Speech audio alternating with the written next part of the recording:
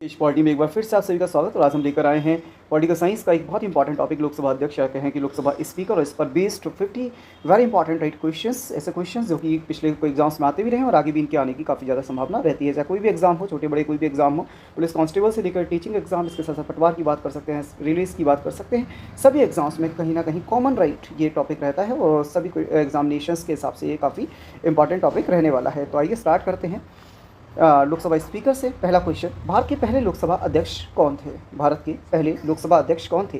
तो आपके सामने ऑप्शंस हैं, जीवी मावलंकर, फखरुद्दीन अली अहमद, डॉक्टर राजेंद्र प्रसाद और पंडित नेहरू। तो क्या जवाब होना चाहिए बताइए इसका? इसका जवाब होगा जीवी।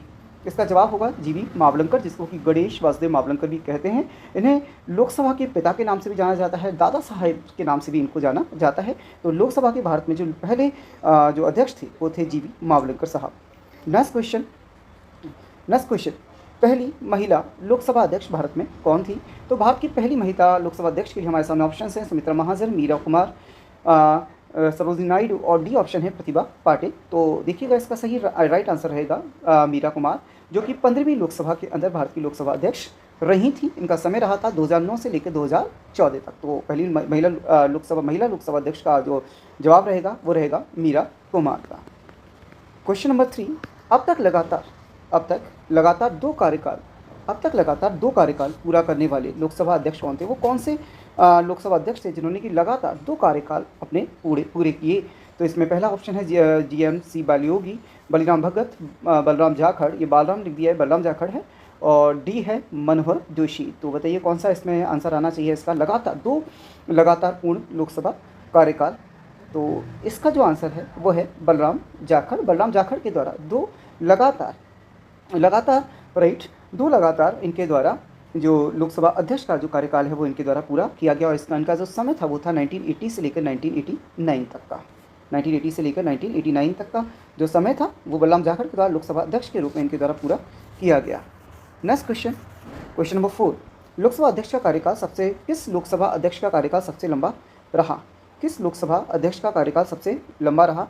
तो देखिएगा हमारे सामने ऑप्शन हैं, बलराम जाखड़, सोमनाथ चटर्जी, ओम बिरला और जीवी मावलंकर। तो देखिएगा अभी इसका जो जवाब है, हमारे सामने 2 ऑप्शन हैं। ओम बिरला भी अपना सेकंड कार्यकाल लोकसभा अध्यक्ष के रूप में जारी किए हुए हैं, लेकिन अभी हमारा जो जवाब रहेगा इसमें बलराम जाखड़, जिनके द्वारा लोकसभा अध्यक्ष के रूप में लगातार लोकसभा के अंदर अध्यक्ष के रूप में अपना कार्यकाल पूरा किया गया। और उनका जो समय था 1980 से लेकर 1989 तक इनका जो समय था वो रहता है।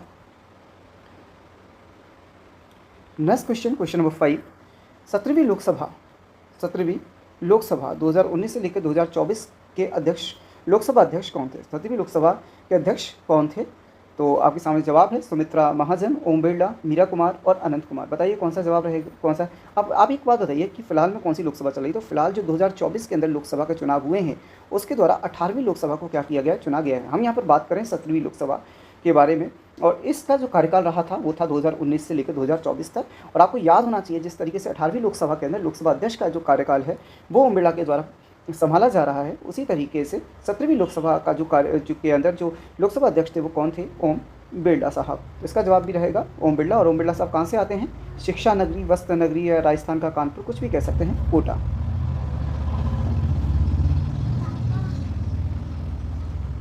नेक्स्ट क्वेश्चन यहाँ पर है, लोकसभा अध्यक्ष का निर्वाचन किसके द्वारा किया जाता है?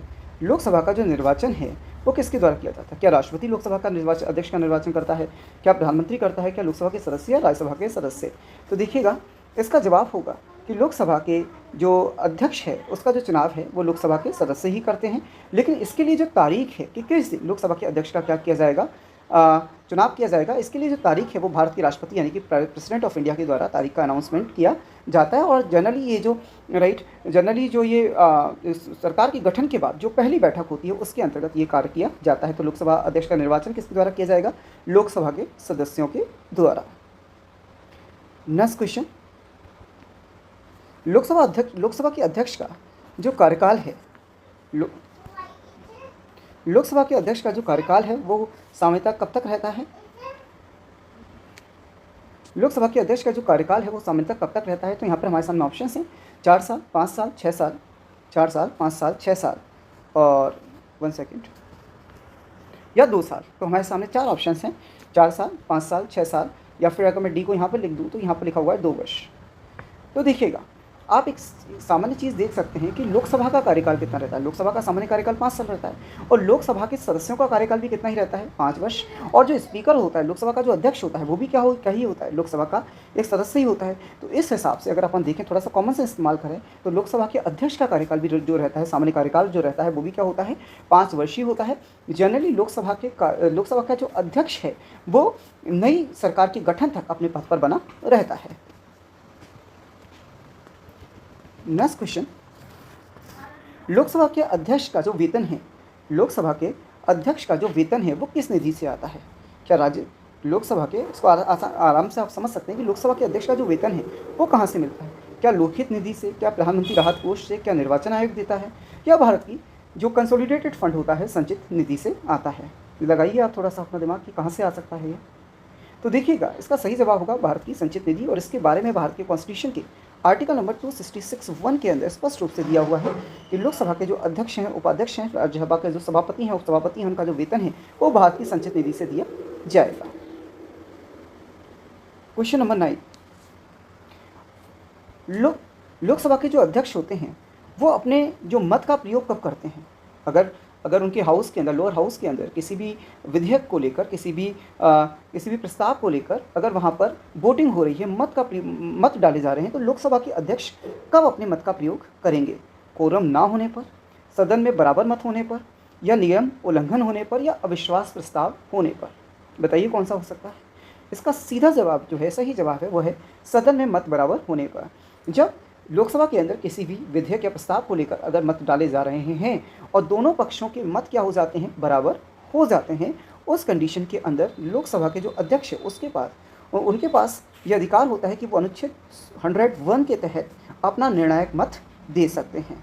101 के तहत अपना निर्णायक मत देने का उनके पास क्या होता है, अधिकार होता है। तो इसका जवाब क्या होगा, सदन में बराबर मत आने की स्थिति के अंदर। नेक्स्ट क्वेश्चन है, प्रोटेम अध्यक्ष का प्रमुख दायित्व क्या होता है? देखो, जब तक सरकार के गठन के बाद जब तक अध्यक्ष का चुनाव नहीं होता है तब तक, और सभी सदस्य जब तक अपने जब तक लोकसभा सदस्य के रूप में शपथ नहीं लेते, तब तक जो अध्यक्ष का कार्य होता है, लोकसभा अध्यक्ष का कार्य होता है, वो कौन करता है? प्रोटेम स्पीकर करता है। एक अस्थायी पद होता है उस समय तक, जब तक कि लोकसभा के अंदर सभी सदस्यों को सदन की सदस्यता की शपथ नहीं दिलवाई जाती। तो प्रोटेम स्पीकर जो है, या प्रोटेम अध्यक्ष जो है लोकसभा का, उसका क्या दायित्व है? विधेयकों को पेश करना, नवनिर्वाचित जो लोकसभा है उसके नवनिर्वाचित जो सदस्य उनको शपथ दिलाना है, उपाध्यक्ष का चुनाव करना है, या संयुक्त सत्र बुलाना है। तो जैसा मैंने अभी आपको बताया ही कि नई लोकसभा के चुनाव के बाद जब तक सभी सदस्य अपनी संसद सदस्यता की शपथ नहीं लेते, तो संसद सदस्यता की शपथ लेने तक का जो लोकसभा के अंदर जो अध्यक्ष की जो भूमिका होती है वो किसकी होती है? प्रोटेम स्पीकर की होती है। और ये लोकसभा का एक वरिष्ठतम सदस्य इसको मनाया जाता है। और जैसे ही लोकसभा के अध्यक्ष का चुनाव हो जाता है, वैसे प्रोटेम स्पीकर के जो पद है वो स्वतः ही समाप्त हो जाता है। तो इसका जो कार्य रहेगा वो क्या होगा? नवनिर्वाचित सदस्यों को शपथ दिलवाना। समझ गए ना आप लोग कि प्रोटेम स्पीकर तब तक एग्जिस्ट करेगा जब तक कि स्पीकर का वहाँ पर क्या नहीं हो जाता है, इलेक्शन। जैसे ही स्पीकर आ जाएगा, प्रोटेम स्पीकर का जो पद है वो खुद ब खुद डिसॉल्व हो जाएगा। नेक्स्ट क्वेश्चन नंबर 11, अनुच्छेद जो 93 है, आर्टिकल जो 93 है वो किससे संबंधित है? आर्टिकल जो 93 है वो किससे संबंधित है? महामहिम, क्या ये महामहिम राष्ट्रपति से संबंधित है? क्या संसद के सत्रावसान से संबंधित है? क्या लोकसभा के अध्यक्ष या उपाध्यक्ष से संबंधित है, या वित्त आयोग से संबंधित है? किसकी बात कर रहे हैं हम? आर्टिकल नंबर 93 की बात कर रहे हैं। किससे संबंधित होगा ये? तो मैं आपको बता दूं कि आर्टिकल नंबर जो 93 है वो लोकसभा के अध्यक्ष व उपाध्यक्ष से संबंधित है। आपसे एक छोटी सी रिक्वेस्ट यही है कि ये जो आर्टिकल्स हैं, बहुत ज़्यादा आर्टिकल्स हम यहाँ पर नहीं पढ़ रहे, लेकिन जो भी यहाँ पर आर्टिकल्स में बताने की कोशिश कर रहा हूँ, आपको समझाने की कोशिश कर रहा हूँ उन आर्टिकल्स को, ये क्योंकि ये वही हैं, ये मतलब एक तरीके से कह सकते हैं हाईली इंपॉर्टेंट ये आर्टिकल्स हैं, और इनको याद रखना काफ़ी इंपॉर्टेंट होता है। क्योंकि आजकल जो एग्जाम क्वेश्चन जो पेपर्स आ रहे हैं, कॉम्पिटिशन्स जिस तरीके से एग्ज़ाम्स फॉर्म हो रहे हैं, जो क्वेश्चन पेपर बन रहे हैं, तो उनमें आर्टिकल्स काफ़ी ज़्यादा पूछे जाते हैं, तो ये काफ़ी ज़्यादा आपके लिए इंपॉर्टेंट हो जाते हैं। नेक्स्ट यहाँ पर क्वेश्चन है, 1 सेकेंड,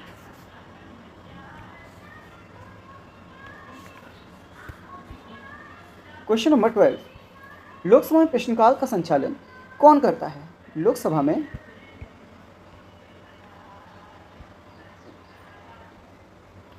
तो देखिएगा, प्रश्नकाल के संचालन को लेकर हमारे पास ऑप्शंस यहाँ पर हैं। ऑप्शन नंबर 1 संसदीय कार्य मंत्री, ऑप्शन नंबर 1 संसदीय कार्य मंत्री, सेकंड है लोकसभा का अध्यक्ष, थर्ड है प्रधानमंत्री और फोर्थ है महासचिव, लोकसभा का महासचिव। तो कौन सा इसका होगा आंसर सही होना चाहिए। प्रश्नकाल का संचालन, प्रश्नकाल का संचालन कौन करेगा? तो देखिए इसका आंसर होगा आंसर नंबर बी, लोकसभा का अध्यक्ष। जैसे कि आपको मालूम ही है कि लोकसभा की जो मीटिंग्स उनको प्रिसाइड कौन करता है, उनको प्रिसाइड करने की जो पावर है वो किसके पास है? लोकसभा स्पीकर के पास है। और जब लोकसभा के अंदर जो भी उसके अंदर राइट प्रोसीडिंग्स होती हैं, जो कि उसके अंदर कार्रवाई होती है राइट, तो जब लोकसभा अध्यक्ष करता है तो जो प्रश्नकाल है उसके अंदर भी लोकसभा का जो संचालन है उसको प्रिसाइड करने का काम कौन करेगा? लोकसभा अध्यक्ष करेगा। थोड़ा सा घुमाने वाले सवाल हैं जो आपको लग सकता है कि नहीं मेरा सवाल गलत तो नहीं है, थोड़ा सा कंफ्यूज आप हो सकते हैं। बाकी बहुत ज़्यादा इन सवालों में आपको ऐसा नहीं फील हो रहा होगा कि कुछ अलग है, लेकिन जब क्वेश्चन पेपर में एग्जाम हॉल में जब बैठे होते हैं तो कहीं ना कहीं इजी क्वेश्चंस भी कहीं ना कहीं हमें डाउट कहीं ना कहीं आने लगता है कि अरे यार ऐसा तो नहीं हो सकता कि हर आंसर का ही जब आप कहीं ना कहीं अध्यक्ष आ रहा है तो उपाध्यक्ष कर देते हैं। तो आपको ऐसा नहीं रखना है, अपने आप को कॉन्फिडेंट रहना है, कंसेप्ट को पकड़ कर रखना है। और कंसेप्ट अगर आप पकड़ कर चल रहे हैं तो राइट चीज़ें आपके लिए आसान रहेंगी। नेक्स्ट क्वेश्चन है लोकसभा अध्यक्ष अपने सदन से निष्कासन किस नियम से? लोकसभा जो अध्यक्ष है इसको समझने की कोशिश कीजिए। लोकसभा अध्यक्ष सदन के अंदर उपस्थित किसी भी सदस्य को राइट वह निष्कासित अगर करता है तो किस नियम के तहत वो उनको निष्कासित कर सकता है और क्यों कर सकता है? तो हमारे सामने है नियम नंबर 193, नियम नंबर 374A, नियम नंबर 267, नियम नंबर 377। तो देखिएगा इसमें अगर हम समझें यहाँ पर तो इसका जवाब होगा, पहले तो मैं आपको जवाब बताया था, इसका जवाब है सीधा जो रूल नंबर 374। इसके लिए स्पेशली राइट कॉन्स्टिट्यूशन के अंदर दो नियम दे रखे हैं, रूल नंबर 373 और 374, जिसके अंदर बताया गया है कि अगर जो अध्यक्ष है, लोकसभा का अध्यक्ष है, अगर उसको किसी भी सदस्य का जो आचरण है वो कहीं ना कहीं न्यायोचित या अव्यवस्थित न्यायोचित नहीं लगता, या उसका आचरण कहीं ना कहीं एक तरीके से यथा योग्य नहीं है, जैसा होना चाहिए वैसा नहीं है, या फिर आर्टिकल 374 के तहत कोई भी ऐसा संसद सदस्य है जो कि नियमों की लगातार अवहेलना कर रहा है या उनका उल्लंघन कर रहा है, तो उस स्थिति के अंदर यहाँ पर 373 तो है नहीं, तो इसलिए हमारा जो आंसर जाएगा वो 374A जाएगा उसको, ठीक है ना। तो 374 के तहत राइट जो अध्यक्ष है उसके पास ये पावर है कि वो किसी संसद सदस्य को सदन की कार्रवाई से क्या कर सकता है? निष्कासित कर सकता है। अच्छा सवाल है, याद रखने वाला सवाल है, थोड़ा सा इसका ध्यान रखिएगा। नेक्स्ट क्वेश्चन है, निम्न में से कौन सी समिति की अध्यक्षता लोकसभा अध्यक्ष नहीं करता? कौन सी समिति अध्यक्ष की अध्यक्षता में नहीं होती? वो कौन सी समिति है जिसकी अध्यक्षता लोकसभा अध्यक्ष नहीं करता? अध्यक्ष का मतलब यहाँ पर लोकसभा अध्यक्ष ही है। इनमें से कौन सी समिति है जिसकी अध्यक्षता लोकसभा अध्यक्ष नहीं करता? तो देखो लोक लेखा समिति PSC, इसके बारे में हमने लास्ट वीडियो के अंदर भी बात की थी, पब्लिक अकाउंट कमेटी, व्यापार सलाहकार समिति, नियमन समिति, सामान्य प्रयोजन समिति। तो कौन सी समिति है जिसकी अध्यक्षता लोकसभा स्पीकर नहीं हो करता? तो इसका जवाब होगा ऑप्शन नंबर 1 लोक लेखा समिति PSC, ठीक है। और इसका तो फिर इसका मतलब हो तो ये क्या है? पहली चीज़ तो ये देख लीजिए आप, लोक लेखा समिति है क्या? ये एक संसदीय समिति है, पार्लियामेंट्री कमेटी है। इसके अंदर राइट क्या होते हैं? 22 क्या होते हैं? मेंबर्स होते हैं, जिसमें से कि 15 कहाँ से होते हैं? लोकसभा से, और 7 कहाँ से होते हैं? राज्यसभा से होते हैं। और इसका जो अध्यक्ष होता है राइट, जो अध्यक्ष होता है, अध्यक्ष निर्वाचित तो लोकसभा अध्यक्ष ही करता है, लेकिन जो अध्यक्ष होता है वो जनरली जो सदन है उसमें जो अपोजिशन पार्टी है उसका लीडर होता है। जो सदन है उसके अंदर अपोजिशन पार्टी का लीडर होता है। तो लोक लेखा समिति का अध्यक्ष कौन नहीं होता है? स्पीकर ऑफ द हाउस नहीं होता है, या लोकसभा अध्यक्ष नहीं होता है। क्वेश्चन नंबर 15, धन विधेयक पर अंतिम जो निर्णय होता है, ये हमने पहले भी काफ़ी बार पढ़ लिया है। धन विधेयक पर जो अंतिम निर्णय होता है वो किसका होता है? तो देखिए कॉन्स्टिट्यूशन के अंदर एक आर्टिकल दे रखा है 1103 110 आर्टिकल नंबर 110 धन विधेयक की बात करता है। और आर्टिकल नंबर 110(3) में कहा गया है कि धन विधेयक के ऊपर जो फाइनल अथॉरिटी है, धन विधेयक को लेकर जो फाइनल अथॉरिटी है कि कोई भी विधेयक के बारे में अगर कोई प्रश्न उठता है, सदन के अंदर कोई विवाद उठता है कि ये विधेयक धन विधेयक है या नहीं, तो उसके ऊपर जो फाइनल जो डिसीजन होगा वो किसका होगा? लोकसभा अध्यक्ष का। नेक्स्ट क्वेश्चन, लोकसभा अध्यक्ष को किस क्रम में लोकसभा वरीयता जो क्रम दिया हुआ है संविधान के अंदर संवैधानिक रूप से, तो लोकसभा अध्यक्ष को संवैधानिक रूप से वरीयता, कौन सी वरीयता हासिल है? तो यहाँ पर हम देख सकते हैं कि लोकसभा स्पीकर को वरीयता क्रम में 6वां स्थान हासिल है। इसको वरीयता क्रम आप इस तरीके से कह लीजिए कि सबसे ऊपर जैसे कि भारत के राष्ट्रपति, उसके बाद उपराष्ट्रपति, इस तरीके से इस वरीयता क्रम में तो लोकसभा अध्यक्ष का कौन सा क्रम होता है? तो उनका क्रम होता है 6th यानी कि 6वां। नेक्स्ट क्वेश्चन, भारत के किस लोकसभा अध्यक्ष ने अपने पद से इस्तीफा देकर, वो कौन से लोकसभा अध्यक्ष थे जिन्होंने कि अपने अध्यक्ष पद से इस्तीफा देकर राज्यपाल पद स्वीकार किया? तो देखिए हमारे सामने ऑप्शन है GNC बालियोगी, नेल्ली चटर्जी, नीलम संजीवा रेड्डी और बलिराम भगत। तो चार ऑप्शन हैं। इसमें सही ऑप्शन है नीलम संजीवा रेड्डी। तो देखिए दो हमारे साथ हमारे अभी तक के राइट जो संवैधानिक जो हमारा जो कार्यक्रम रहा है उसमें दो ऐसे लोकसभा अध्यक्ष रहे जिसमें नीलम संजीवा रेड्डी और एक थे गुरुदयाल सिंह ढिल्लों। ये ऐसे लोकसभा अध्यक्ष थे जिन्होंने लोकसभा अध्यक्ष पद से त्यागपत्र दिया और राज्यपाल का पद। नंबर 18, संयुक्त सत्र की अध्यक्षता कौन करता है? संयुक्त सत्र की जो संसद के संयुक्त सत्र हैं जिसमें कि लोकसभा और राज्यसभा दोनों के सदस्य शामिल होते हैं, उसकी अध्यक्षता कौन करता है? तो हमें मालूम ही है कि संसद की जो संयुक्त बैठक है उसके बारे में कॉन्स्टिट्यूशन में आर्टिकल नंबर 108 में इसके बारे में प्रोविजन किया गया है, इसके बारे में प्रावधान किया गया है। तो यहाँ पर जब सवाल है कि इसकी संयुक्त अगर बैठक होती है तो उस समय जो संसद है जो सत्र है उसकी अध्यक्षता कौन करेगा? तो देखिए ऑप्शन हमारे सामने यहाँ पर हैं। क्या राज्यसभा का सभापति उनकी अध्यक्षता करता है, क्या लोकसभा का अध्यक्ष करता है, या फिर इसके साथ साथ हमारे सामने ऑप्शन हैं क्या राष्ट्रपति इस सत्र की संयुक्त सत्र की अध्यक्षता करेंगे या प्राइम मिनिस्टर करेंगे यानी कि प्रधानमंत्री करेंगे। तो देखिएगा इसका सही जवाब होगा संसद का जब भी संयुक्त सत्र बुलाया जाएगा तो उसकी अध्यक्षता कौन करेगा? उसकी अध्यक्षता हमेशा जो लोकसभा का अध्यक्ष है वो करेंगे, या फिर वो अगर अनुपस्थित हैं तो लोकसभा के उपाध्यक्ष या फिर राज्यसभा के उपसभापति। तो ये इनका क्रम होता है संयुक्त सत्र की अध्यक्षता करने का। लेकिन लोकसभा के जो संयुक्त सत्र है उसका जो आह्वान है, उसका जो समन है वो कौन करता है? भारत के राष्ट्रपति यानी कि प्रेसिडेंट ऑफ इंडिया उस सत्र की क्या करेंगे? उसको आहूत करेंगे यानी कि उसका समन करेंगे। नेक्स्ट क्वेश्चन नंबर 19, राष्ट्रपति के अभिभाषण के बाद राष्ट्रपति का जो अभिभाषण होता है उस पर धन्यवाद प्रस्ताव की चर्चा के दौरान अध्यक्ष राष्ट्रपति का जब अभिभाषण होता है, राष्ट्रपति का अभिभाषण राइट हर नए साल की जो पहला जो मतलब प्रत्येक जो नया साल आता है उसका जो प्रथम सत्र होता है और लोकसभा का जो गठन होता है उसका जो नई लोकसभा के गठन पर हमेशा राष्ट्रपति का अभिभाषण होता है। तो उसके बाद धन्यवाद प्रस्ताव पर क्या होती है? चर्चा होती है। तो यहाँ पर ऑप्शन ये है कि इस दौरान जो अध्यक्ष होते हैं, लोकसभा के अध्यक्ष जो होते हैं वो स्वयं मत दे सकते हैं, चर्चा में भाग लेते हैं, तटस्थ रहते हैं, या फिर प्रश्न की अनुमति नहीं देते हैं। तो क्या ऑप्शन होगा कि जिस समय राष्ट्रपति के अभिभाषण पर धन्यवाद प्रस्ताव की चर्चा होगी तो अध्यक्ष क्या करेंगे? तो अध्यक्ष उस समय क्या करेंगे? ऑप्शन नंबर सी, अध्यक्ष एकदम से तटस्थ रहेंगे, उनका वो किसी भी तरीके से एक्टिवली उस समय पार्टिसिपेट नहीं करेंगे। नेक्स्ट क्वेश्चन है, जो लोकसभा का अध्यक्ष होता है भारत के अंदर वो ब्रिटेन के हाउस ऑफ कॉमन्स की जो परंपरा है उसके किस पद के सिमिलर है? यानी कि ब्रिटेन के अंदर जो हाउस ऑफ कॉमन्स होता है और भारत के अंदर जो लोकसभा के अंदर स्पीकर होता है, तो लोकसभा का भारत के अंदर लोकसभा का जो अध्यक्ष है वो ब्रिटेन के हाउस ऑफ कॉमन्स के किस पद के समकक्ष है? तो इसमें एक है स्पीकर के, दूसरा है सर्जेंट एट आर्म्स, थर्ड है क्लर्क और फोर्थ है लेफ्टिनेंट गवर्नर। तो इसका सही जवाब होगा जो कि हम अपनी बोलचाल की भाषा में भी लोकसभा अध्यक्ष को बार बार बोलते रहते हैं और वो है स्पीकर। यानी कि भारत का जो लोकसभा अध्यक्ष का जो पद है वो हाउस ऑफ कॉमन्स के स्पीकर के पद के क्या है? समकक्ष है, बराबर है। नेक्स्ट क्वेश्चन नंबर 21, अध्यक्ष लोकसभा अध्यक्ष चुने जाने के लिए मिनिमम एज क्या है? अब मैं आपसे कहूं कि लोकसभा के सदस्य चुने जाने की मिनिमम एज क्या है तो आप कहोगे 25। तो जब लोकसभा सदस्य को चुने जाने के लिए 25 एज की जरूरत है और लोकसभा का अध्यक्ष भी लोकसभा का सदस्य ही होता है तो इसका भी आंसर क्या होगा? राइट आंसर क्या है? 25 ईयर्स। उम्मीद करता हूँ आपको अच्छे से समझ में आ रहे होंगे। क्वेश्चन नंबर 22, अध्यक्ष का जो वेतन और भत्ते जो हैं, जो लोकसभा अध्यक्ष का जो वेतन और भत्ते हैं वो किस कानून से विनियमित हैं? अब आप कहेंगे कि पिछला भी क्वेश्चन था, तो पिछला क्वेश्चन था किस निधि से आते हैं, यहाँ पर पूछ रहा है किस कानून से जो ये वेतन भत्ते हैं वो किस कानून से क्या है? विनियमित हैं। तो ये संविधान से हैं। सेकंड है संसद सदस्य वेतन भत्ता व पेंशन अधिनियम से हैं, ये 1953 में था, ये 1953 में आया था सेकंड वाला। तीसरा है आरपी एक्ट 1951 में है। चौथा संसद विशेषाधिकार अधिनियम 1971 से है। तो देखिए इसका सीधा सही जवाब है question answer option number B, जो अध्यक्ष का जो वेतन व भत्ता जो है वो संसद सदस्य वेतन भत्ते और पेंशन अधिनियम से क्या होते हैं? विनियमित होते हैं।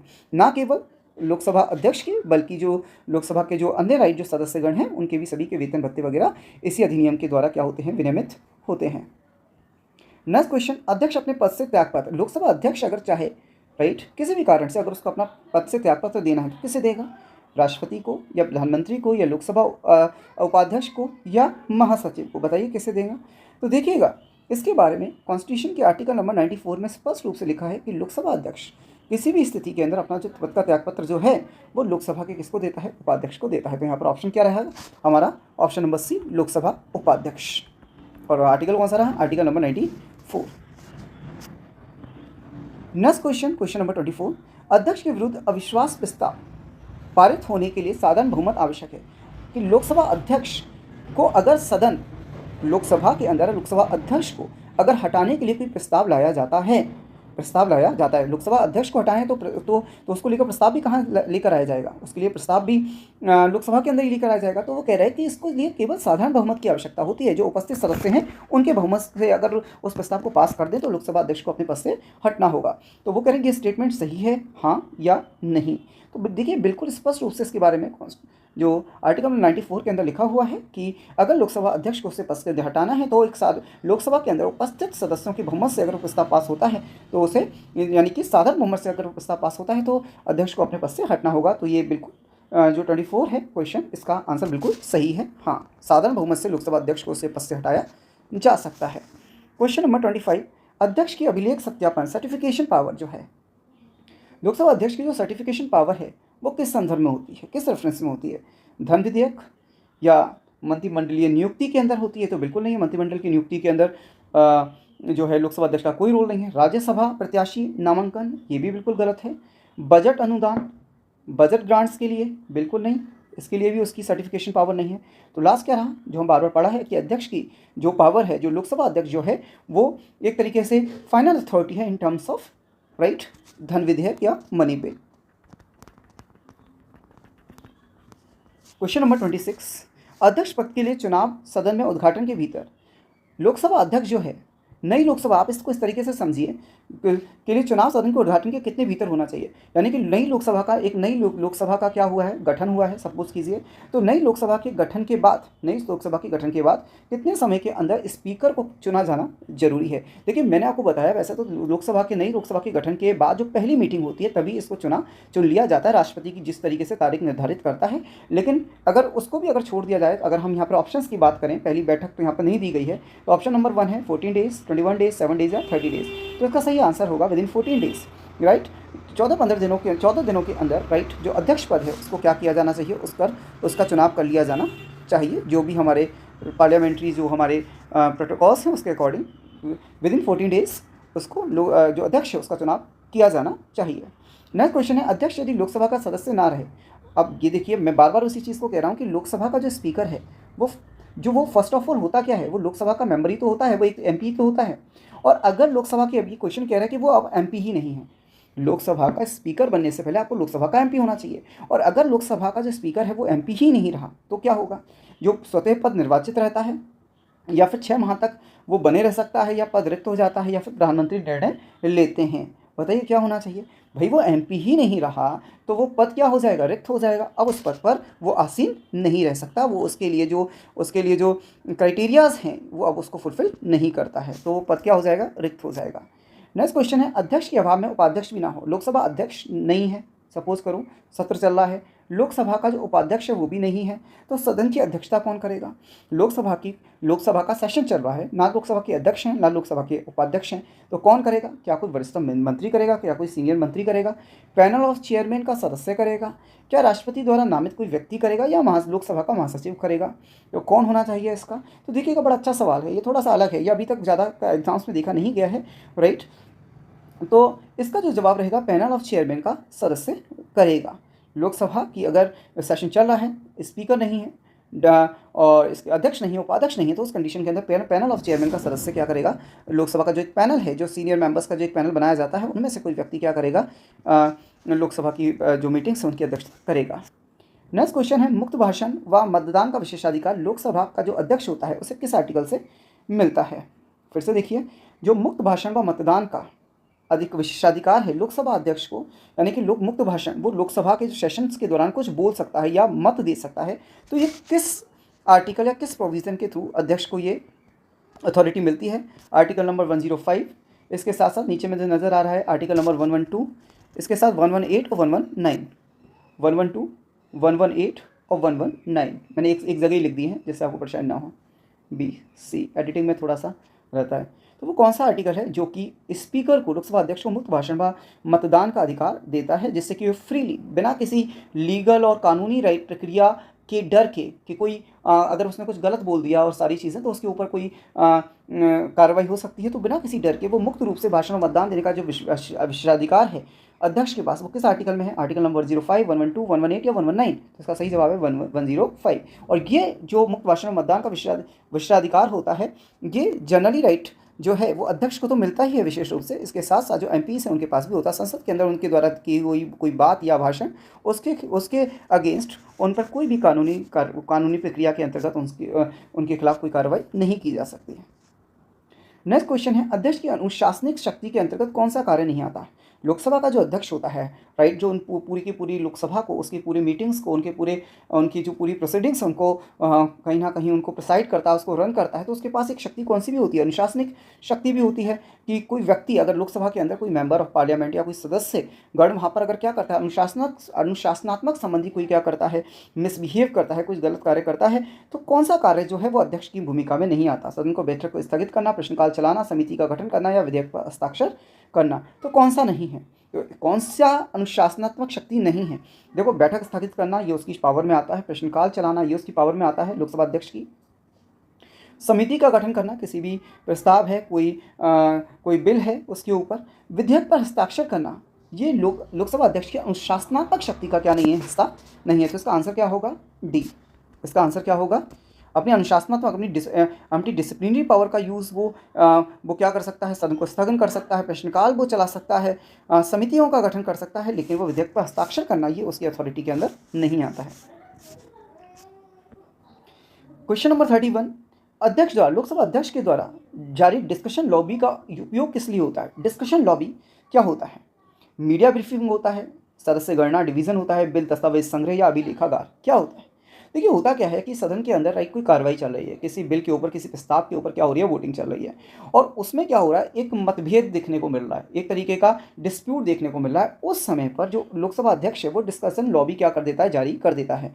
वो कहता है कि जो सदस्य हैं उनको डिस्कशन लॉबी में लेकर जाया जाए, जहाँ पर इनको अलग अलग क्या किया जाएगा, बैठाया जाएगा, और फिर वहाँ पर जाकर इनको क्या की जाएगी, मतलब एक तरीके की, अगर सदन में वोटिंग के समय अगर एक अव्यवस्था वाली स्थिति बन रही है, बहुत ज़्यादा शोरगुल बन रहा है, राइट, एक तरीके से है ना, डिस्टर्बेंस बहुत ज़्यादा हो रहा है, चीज़ों को ठीक से नहीं ऑपरेट किया जा रहा है, तो डिस्कशन लॉबी के अंदर जो सदस्यगण हैं, एमपीज़ हैं, फाइन, उनको क्या किया जाता है, अलग अलग बिठाया जाता है, जहाँ पर कि वो शांति से, राइट, क्या कर सकते हैं, उनको उनसे के साथ बात की जा सकती है, वो आपस में एक दूसरे के साथ बात भी कर सकते हैं, और वो क्या कर सकते हैं, अपना डिजायरेबल डिसीजन ले सकते हैं। शांतिपूर्ण तरीके से कार्य को संपादित करने के लिए डिस्कशन लॉबी का इस्तेमाल किया जाता है। नेक्स्ट है क्वेश्चन हाफ एन आवर में परिवर्तन करने की। जो क्वेश्चन आवर होता है, हमें मालूम है ये 11 से 12 बजे के बीच में होता है, ठीक है। क्वेश्चन आवर जो होता है, ठीक है, उससे क्वेश्चन आवर जो होता है उसको हाफ एन आवर, ये 1 घंटे का होता है 11 से 12 का, तो उसको आधे घंटे की करने की जो क्या है, उसने कहा 11 से 12 को 11 से 11:30 करने की जो शक्ति है वो किसके पास है? सरकार के पास, कार्य मंत्रणा समिति के पास, अध्यक्ष के पास, या फिर अध्यक्ष का मतलब लोकसभा अध्यक्ष, या फिर महासचिव के पास। तो देखिएगा, क्वेश्चन आवर को लेकर जो पावर्स हैं वो किसके पास हैं? लोकसभा अध्यक्ष के पास ही हैं, लोकसभा अध्यक्ष के पास ही हैं। तो इसका आंसर भी क्या होगा? इसका जो आंसर है वो भी क्या होगा? अध्यक्ष। अध्यक्ष का मतलब मैं पहले ही कह दूँ, जहाँ पर अध्यक्ष लिख रखा है आप समझ जाइएगा, लोकसभा अध्यक्ष या लोकसभा स्पीकर की बात हो रही है। तो क्वेश्चन आवर को 11 से 11:30 में परिवर्तन करने की जो शक्ति है वो किसके पास होती है? लोकसभा अध्यक्ष के पास होती है। बच्चों, क्वेश्चन नंबर 33, रूल 39 जो है, रूल 377 जो है, रूल 377 जो है, किस प्रकार के विषय लेते हैं? रूल 377 के थ्रू जो अध्यक्ष है वो किस तरीके के विषयों को क्या कर सकता है? परमिशन दे सकता है, किस तरीके के विषयों को पार्लियामेंट, लोकसभा के अंदर अनुमति दे सकता है? तो यहाँ हम देख सकते हैं, हमारे सामने ऑप्शंस हैं, शून्यकाल प्रश्न, तुरंत सार्वजनिक महत्व, गैर राजनीतिक मुद्दे, धन विधेयक या अविश्वास। देखिएगा, तो इसका आंसर ये है कि रूल 377 के तहत जो लोकसभा स्पीकर है, अध्यक्ष, उसके पास ये पावर है कि वो सार्वजनिक महत्व के जो विषय हैं उनके ऊपर चर्चा करने की, सदन के अंदर चर्चा करने की, बिना किसी औपचारिकता के सदन के अंदर चर्चा करने की क्या कर देता है? परमिशन दे देता है, बिना किसी प्रायर इन्फॉर्मेशन के।